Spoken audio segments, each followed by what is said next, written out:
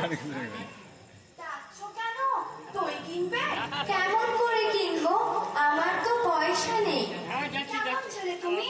কিনবে না তো আমার বেলা বইয়ে দাও কেন?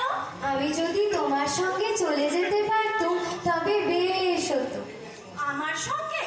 হ্যাঁ, তুমি যে কত দূর থেকে হাঁটতে হাঁটতে চলে যাচ্ছ, শুনে আমার মন কেমন করছে।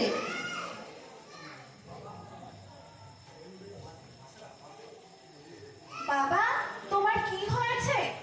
আমি জানি নে, আমি তো কিছু পড়িনি, তাই আমি জানি নে আমার কি হয়েছে। দইওয়ালা, তুমি কোথা থেকে আসছো? আমাদের গ্রাম থেকে আসছি। তোমাদের গ্রাম? অনেক দূরে তোমাদের গ্রাম? আমাদের গ্রাম সেই পাঁচপুরা পাহাড়ের তলায়, শ্যামলী নদীর ধারে।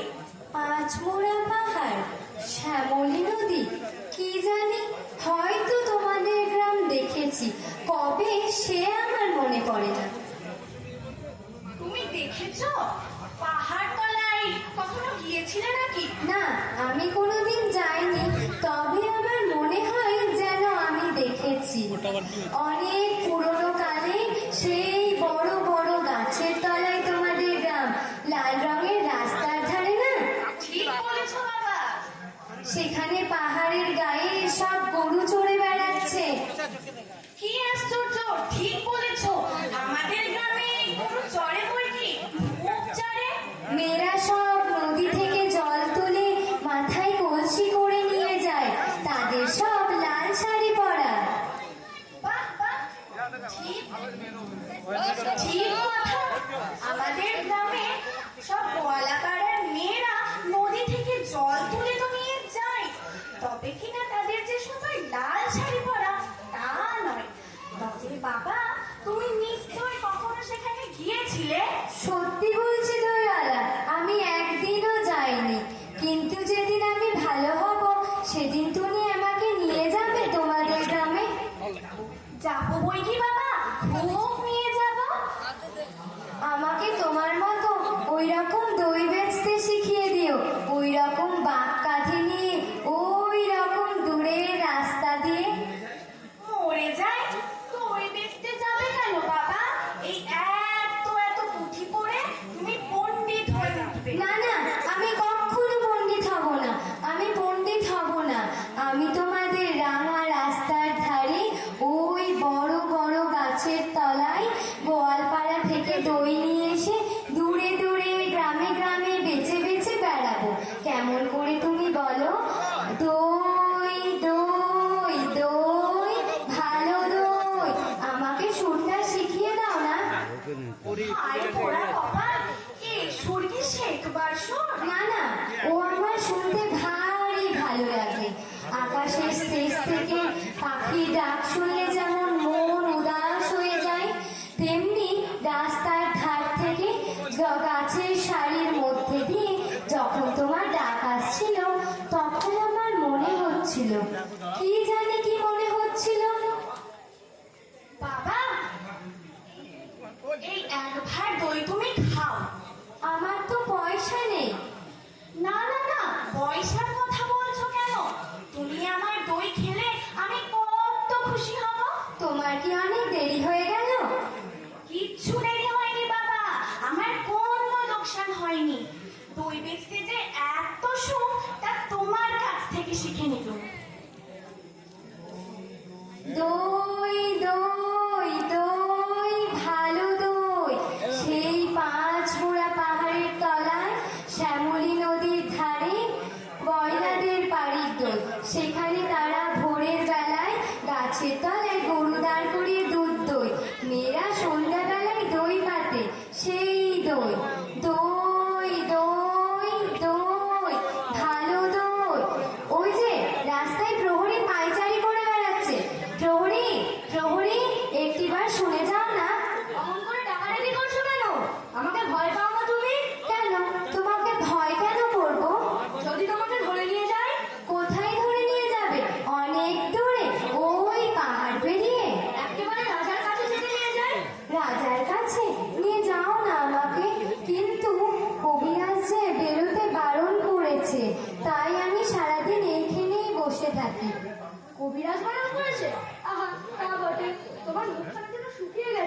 চোখের কোণে কালি পড়েছে, তোমার হাত দোকানে শিরগুলো দেখা যাচ্ছে।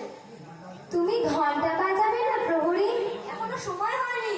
কেউ বলে সময় বয়ে যাচ্ছে, কেউ বলে সময় হয় না। আচ্ছা, তুমি ঘন্টা বাজিয়ে দিলেই তো সময় হয়ে যায়। সে কি হয়? সময় হলে তবেই আমি ঘন্টা বাজাই। বেশ লাগে তোমার ঘন্টা, আমার শুনতে ভারী ভালো লাগে। দুপুরবেলা খাওয়া হয়ে গেলে আমাদের বাড়িতে যখন সবাই ঘুমিয়ে পড়ে, পিসেমশাই কোথায় কাজ করতে বেরিয়ে যান, পিসিমা রামায়ণ পড়তে পড়তে ঘুমিয়ে পড়েন, আমাদের ওই খুদে কুকুরটা ওই উঠোনের কোণে লেজের মধ্যে মাথা গুঁজে ঘুমিয়ে থাকে। তখন তোমার ওই ঘন্টা বাজে, ঢং ঢং ঢং। তোমার ঘন্টা কেন বাজে? ঘন্টা একথা সবাইকে বলে যে সময় বসে নেই, সময় কেবলই চলে যাচ্ছে। কোথায় চলে যাচ্ছে? কোন দেশে? সে কথা কেউ জানে না বাবা। সে দেশ বুঝি কেউ দেখে আসেনি? আমার ভারী ইচ্ছে করে সময়ের সঙ্গে সেই দেশে চলে যেতে, যে দেশের কথা কেউ জানে না, সে অনেক দূরে। সে দেশে সবাইকে যেতে হবে বাবা। আমাকেও যেতে হবে? হবে বই কি? কিন্তু কবিরাজ যে আমাকে যেতে বারণ করেছে। কোনদিন কবিরাজি হয়তো তোমার হাত ধরে স্বয়ং নিয়ে যাবে। না না, তুমি তাকে জানো না, সে কেবলই ধরে রেখে দেয়। তার চেয়ে ভালো কবিরাজ যিনি আছেন, তিনি এসে ঠিক ছেড়ে দিয়ে যাবেন। আমার সেই ভালো কবিরাজ কবে আসবে? আমার যে আর এখানে বসে থাকতে ভালো লাগছে না। অমন কথা বলতে নেই বাবা। না, আমি তো সারাদিন এখানেই বসে থাকি, যেখানে আমাকে বসিয়ে রেখেছে সেখান থেকে তো আমি বেরোই না। কিন্তু কিন্তু তোমার যখন ওই ঘন্টা বাজে ঢং ঢং ঢং, তখন আমার মন কেমন করে। আচ্ছা প্রহরী, কি বাবা? আচ্ছা ওই যে রাস্তার ধারে বড় বাড়িতে নিশে নড়িয়ে দিয়েছে, ওখানে সব লোকজন যাওয়া আসা করছে, ওখানে কি হয়েছে? ওখানে নতুন ডাকঘর বসেছে। ডাকঘর? কার ডাকঘর? ডাকঘর আবার কার হবে? রাজার ডাকঘর। রাজার ডাকঘরে কি সব রাজার কাছ থেকে চিঠি আসে? আসে বই কি?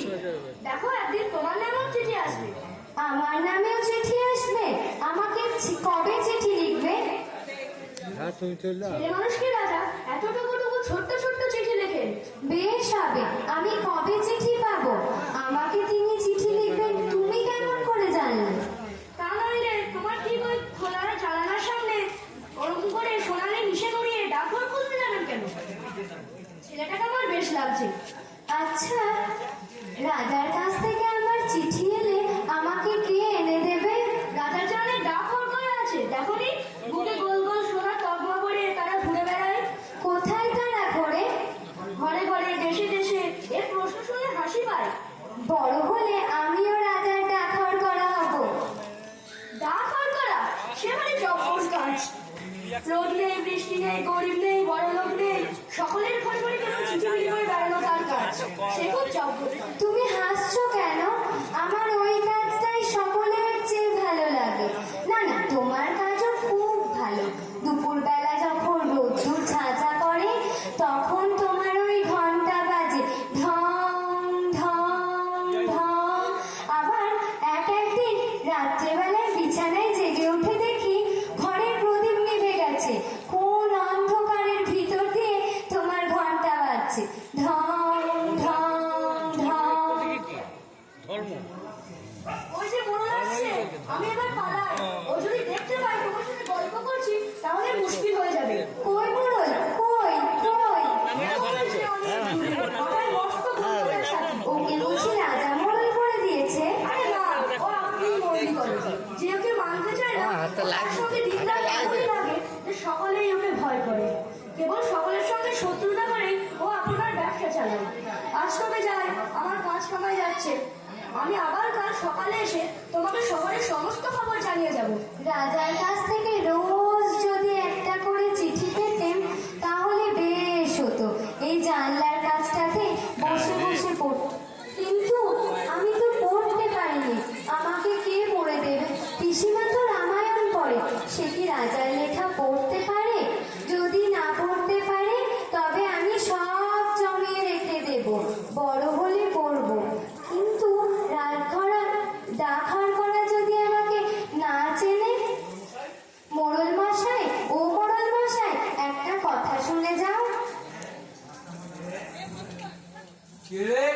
রাস্তার মধ্যে আমাকে কেমন করে ডাকাডাকি করে, কোথাকার বাদর এটা? তুমি মোড়ল মশাই, তোমাকে তো সবাই মানে। মানে বই কি, খুব মানে। রাজার ডাকঘর করা তোমার কথা শোনে। না শুনে তার প্রাণ বাঁচে? বাসরে সাধ্য কি? তুমি ডাকঘর করাকে বলে দেবে আমার নামে যদি চিঠি আসে তবে বলে দিও আমারই নাম অমল, আমি এই জানলার কাছটাতেই বসে থাকি। তোমার নামে চিঠি? তোমাকে কে চিঠি লিখবে? রাজা যদি চিঠি লেখে তাহলে? রাজা তোমাকে চিঠি লিখবে? এ ছেলেটা তো কম নয়। তা লিখবে বই কি, রাজা যে তোমার পরম বন্ধু, তোমার সঙ্গে দেখা না হলে রাজা শুকিয়ে যাচ্ছে খবর পেয়েছি। এই আর বেশি দেরি নেই, চিঠি হয়তো আজ আসে কি কালই আসে। তুমি অমন করে কথা কইছো কেন? তুমি কি আমার উপরে রাগ করেছো? বাসরে তোমার উপর রাগ করবো? এত সাহস আমার? তোমার সঙ্গে রাজা চিঠি চলে, মাধব দত্তের বড় বার হয়েছে দেখছি। 2 পয়সা জমেছে কিনা এখন তার ঘরে রাজা বাদশাহ ছাড়া কোনো কথা নেই। রসোনা ওকে মজা দেখাচ্ছি। না, না। এ ছোড়া, বেশ শীঘ্রই তোর চিঠি যাতে তোদের বাড়িতে আসে তার বন্দোবস্ত আমি করছি। না না, তোমাকে কিছুই করতে হবে না। কেন রে? তোর খবর আমি রাজাকে জানিয়ে দেব, তাহলে তিনি আর দেরি করতে পারবেন না। আজই হয়তো পাইপ পাঠিয়ে তোর খবর নেওয়ার জন্য আসবে। মাধব দত্তের বাড়ি আস্পর্ধা, রাজার কানে একবার উঠলে দূরস্থ হয়ে যাবে।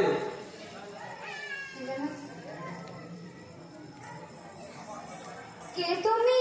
মল ছমছম করতে করতে চলেছো, একটু দাঁড়াও না ভাই।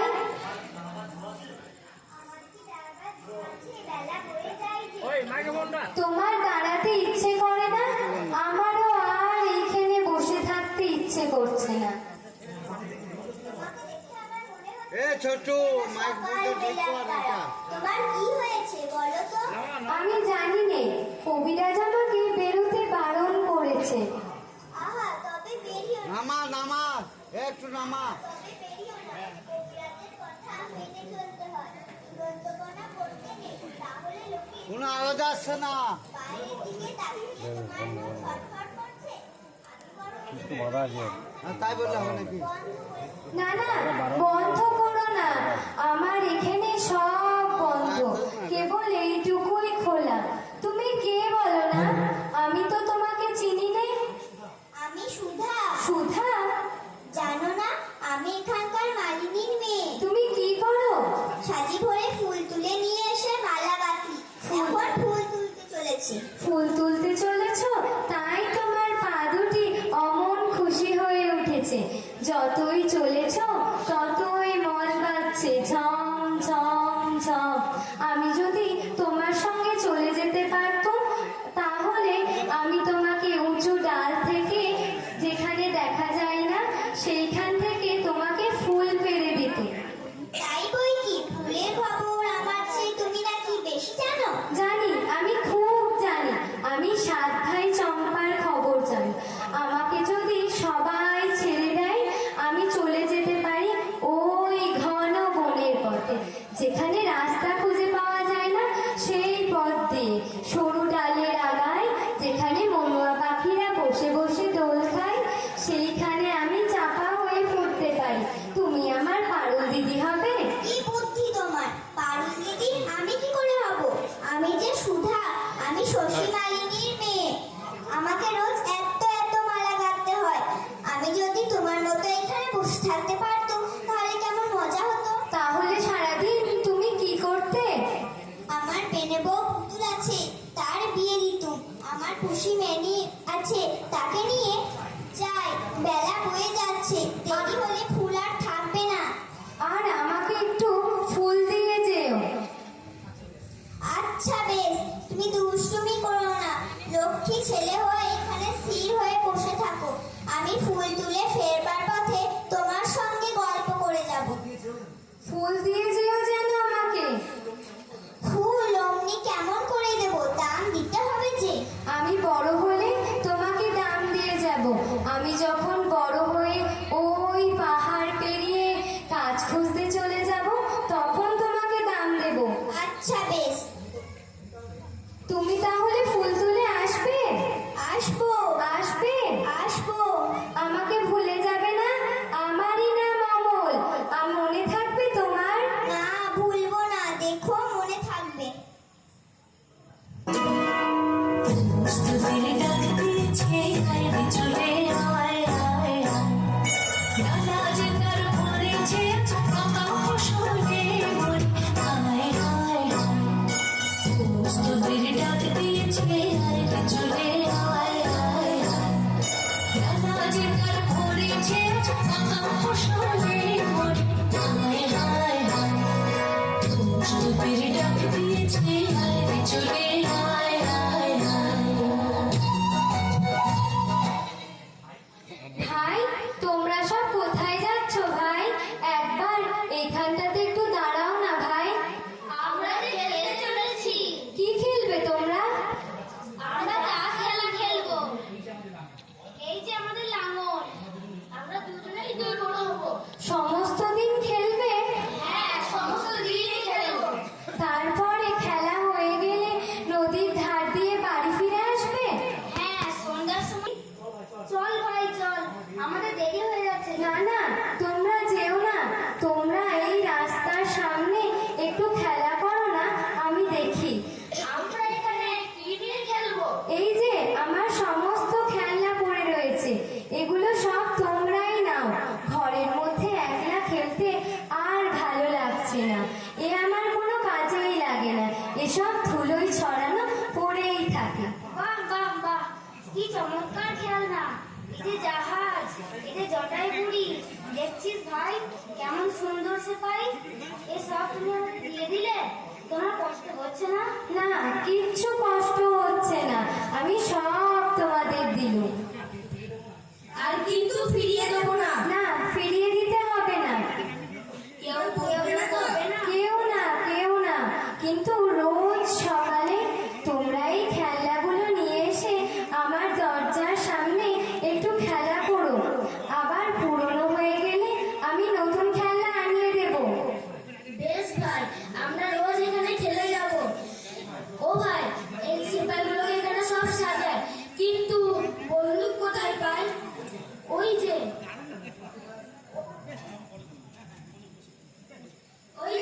একটা মস্ত বড় সরকারি পড়ে আছে, ওটাকে ভেঙে নিয়ে আমরা বন্দুক বানাই। কিন্তু ভাই, তুমি যে ঘুমিয়ে পড়ছো। হ্যাঁ, আমার খুব ঘুম পাচ্ছে। জানি না কেন আমার থেকে থেকে খুব ঘুম পায়।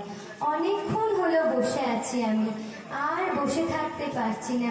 আমার পিঠে খুব ব্যথা করছে। এখন যে শোনো এক প্রহর বেলা, এখনই তোমার ঘুম পাই কেন? ওই যে শোনো এক প্রহরের ঘন্টা বাজছে। ওই যে বাজছে ঢং ঢং ঢং, আমাকে ঘুমোতে যেতে ডাকছে। বেশ ভাই, আমরা আবার কাল সকালে এসে খেলে যাব।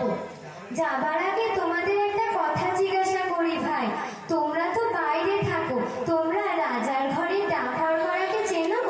হ্যাঁ, চিনি বই কি, খুব চিনি। কে তারা? নাম কি? একজন আছে বাদল হাড়কড়া, একজন আছে শরৎ, আরো অনেকেই আছে। আচ্ছা, রাজার নামে যদি চিঠি আসে তা তো রাজা কি আমাকে চিনতে পারবে? হ্যাঁ, কেন পারবে না? চিঠিতে তোমার নাম লেখা থাকলেই তোমাকে ঠিক চিনে নেবে। কাল